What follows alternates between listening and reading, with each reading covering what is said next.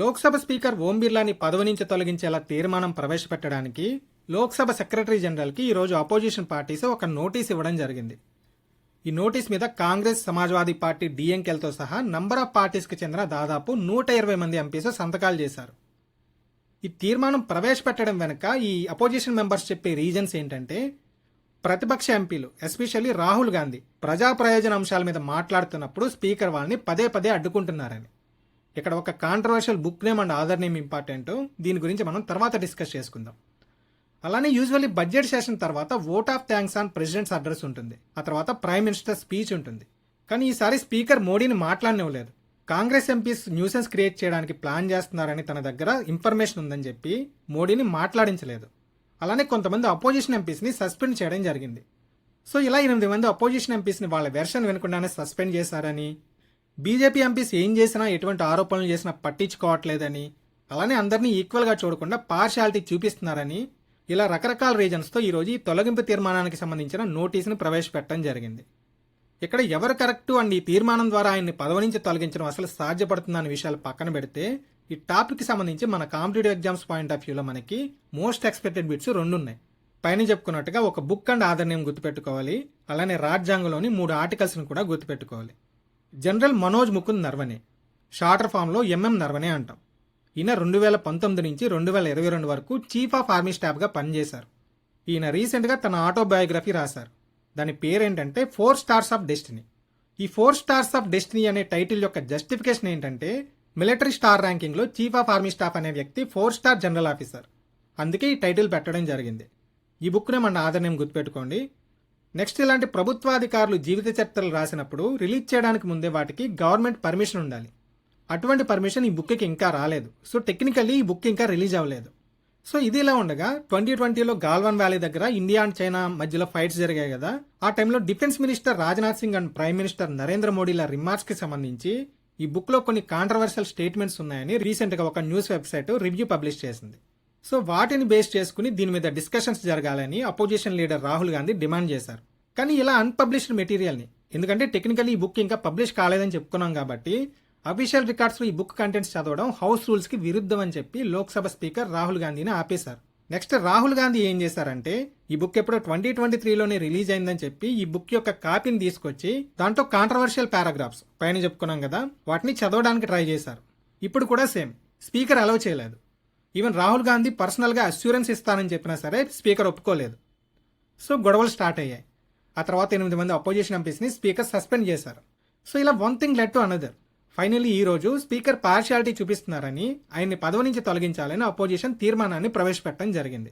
భారత రాజ్యాంగంలోని ఏ ఆర్టికల్ ప్రకారం ఈ నోటీస్ ఇచ్చారంటే ఆర్టికల్ 94, ఎస్పెషల్లీ ఆర్టికల్ 94లోని క్లాస్ సి ప్రకారం. భారత రాజ్యాంగంలో లోక్సభ స్పీకర్కి సంబంధించిన ముఖ్యమైన ఆర్టికల్స్ 2 ఉన్నాయి, ఆర్టికల్ 93 అండ్ 94. యాక్చువల్లీ 3ది కూడా ఉంటుంది, దాని గురించి మనం తర్వాత డిస్కస్ చేసుకుందాం. మెయిన్ ఆర్టికల్స్ అంటే స్పీకర్ నియామకం అండ్ తొలగింపులకు సంబంధించిన ఆర్టికల్స్ 2. వీటిలో ఆర్టికల్ 93 అనేది Lok Sabha speaker and deputy speakers పదవుల్ని పొందడం గురించి చెప్తుంది. ఆర్టికల్ 94 ఏమో లోక్సభ స్పీకర్ అండ్ డిప్యూటీ స్పీకర్లు పదవుల్ని కోల్పోవడం గురించి చెప్తుంది. ఆర్టికల్ 93, లోక్సభ అంటే house of the people shall elect 2 of its members to serve as the speaker and the deputy speaker. సభ్యులు తమలో 2 మెంబర్స్ని స్పీకర్ గాను డిప్యూటీ స్పీకర్ గాను ఎన్నుకుంటారు. నెక్స్ట్ ఆర్టికల్ 94 దేని గురించి అంటే స్పీకర్ అండ్ డిప్యూటీ స్పీకర్స్ పదవుల్ని కోల్పోవడం గురించి. దీనిలో మళ్ళీ 4 క్లాజెస్ ఉంటాయి. 94A ఏం చెప్తుందంటే, ఈయన లోక్సభ సభ్యత్వాన్ని కానీ కోల్పోతే ఆటోమేటిక్గా స్పీకర్ పదవిని కూడా కోల్పోతాడు అని చెప్తుంది. ఎందుకంటే మనం పైన ఆర్టికల్ 93లో చెప్పుకున్నాం, హౌస్ ఆఫ్ ద పీపుల్ తమలో ఒకరిని ఎన్నుకుంటారా అని చెప్పి. సో ఆ సభ్యత్వాన్ని కోల్పోయినప్పుడు ఆటోమేటిక్గా స్పీకర్ పదవిని కూడా ఈయన కోల్పోతాడు. 94B ఏమో రాజీనామా గురించి చెప్తుంది. తను స్వచ్ఛందంగా రాజీనామా చేయాలనుకున్నప్పుడు తను స్వయంగా రాసిన రాజీనామా లేఖని డిప్యూటీ స్పీకర్కి ఇవ్వడం ద్వారా స్పీకర్ రాజీనామా చేస్తారు. ఇన్ కేస్ డిప్యూటీ స్పీకర్ రాజీనామా చేయాలనుకున్నా కూడా సేమ్ ప్రాసెస్, దాన్ని లోక్సభ స్పీకర్కి సబ్మిట్ చేస్తారు. ఓకే, ఇక్కడ ఒక ఇంట్రెస్టింగ్ పాయింట్. ఇన్ కేస్ మన ప్రజెంట్ లోక్సభ స్పీకర్ ఓం బిర్లా రాజీనామా చేయాలనుకున్నారనుకుందాం. ఆయన ఆ రాజీనామా లేఖని ఎవరికి సమర్పిస్తారు అని అడిగారు అనుకోండి, ఆన్సర్ ఏం చెప్తారు? ఒకసారి ఈ వీడియో పాస్ చేసి థింక్ చేయండి. రాజ్యాంగం ప్రకారం డిప్యూటీ స్పీకర్కి సమర్పిస్తారు. కానీ ప్రస్తుతం మన డిప్యూటీ స్పీకర్ ఎవరూ లేరు. ఎందుకంటే 2019 నుంచి డిప్యూటీ స్పీకర్ పొజిషన్ ఖాళీగానే ఉంది. సో ఇటువంటి సందర్భాల్లో, అంటే డిప్యూటీ స్పీకర్ పొజిషన్ వేకెంట్గా ఉన్న సందర్భాల్లో ఈ రాజీనామాని ఎవరికి సబ్మిట్ చేయాలంటే సెక్రటరీ జనరల్ ఆఫ్ లోక్సభకి సబ్మిట్ చేయాలి. ఇంకే స్పీకర్ పొజిషన్ వేకెంట్ ఉండి డిప్యూటీ స్పీకర్ రిజైన్ చేయాలనుకున్నా సరే సేమ్ ప్రాసెస్. ఆయన కూడా రిజిగ్నేషన్ని సెక్రటరీ జనరల్కే సబ్మిట్ చేయడం జరుగుతుంది.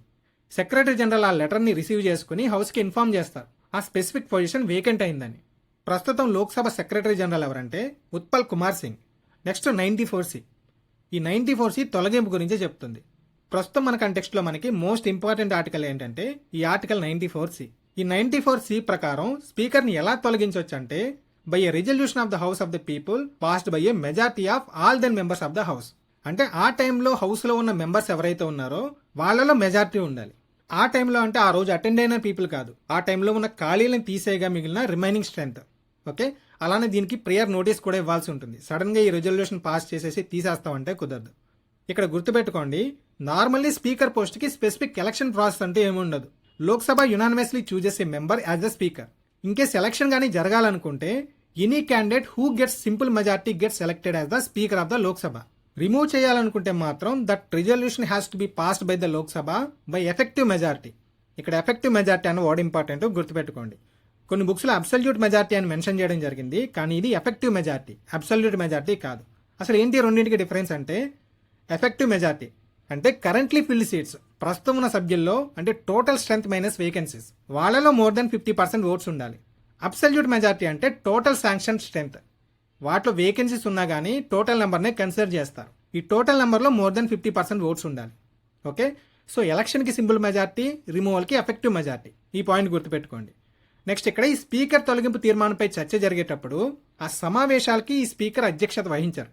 యాజ్ ఎ మెంబర్ ఆ సమావేశాలకు అటెండ్ అవ్వచ్చు, డిస్కషన్లో కూడా పార్టిసిపేట్ చేయొచ్చు, బట్ అధ్యక్షత మాత్రం వహించరు.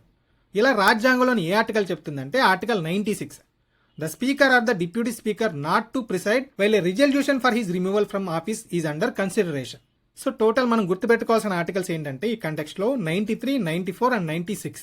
నెక్స్ట్ ఫైనల్ క్వశ్చన్, ఈ మోషన్ ద్వారా స్పీకర్ పదవిని కోల్పోయే అవకాశం ఉందా అంటే లేదనే చెప్పాలి.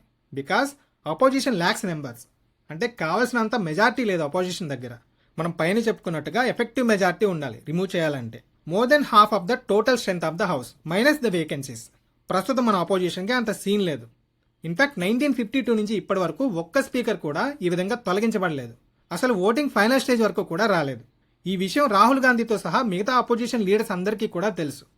మరి ఎందుకు ఈ మోషన్ని ప్రవేశపెట్టడం అంటే to let the people know, ప్రజలకి ఒక స్ట్రాంగ్ మెసేజ్ ఇవ్వడం కోసం. స్పీకర్ ఈజ్ బయాస్డ్ అంటే స్పీకర్ పక్షపాతం చూపిస్తున్నారు అని ప్రజలకి చెప్పడానికి, అలానే గవర్నమెంట్ మీద ప్రెజర్ పెంచడానికి. సో ఏం జరిగినా మనకి మాత్రం రాబోయే కాంపిటేటివ్ ఎగ్జామ్స్లో ఈ టాపిక్ నుంచి 2 క్వశ్చన్స్ ఇంపార్టెంట్. మనోజ్ ముకుంద్ నర్వనే రాసిన 4 stars of destiny book and రాజ్యాంగంలోని 93, 94 అండ్ 96 ఆర్టికల్స్, ఎస్పెషల్లీ 94C.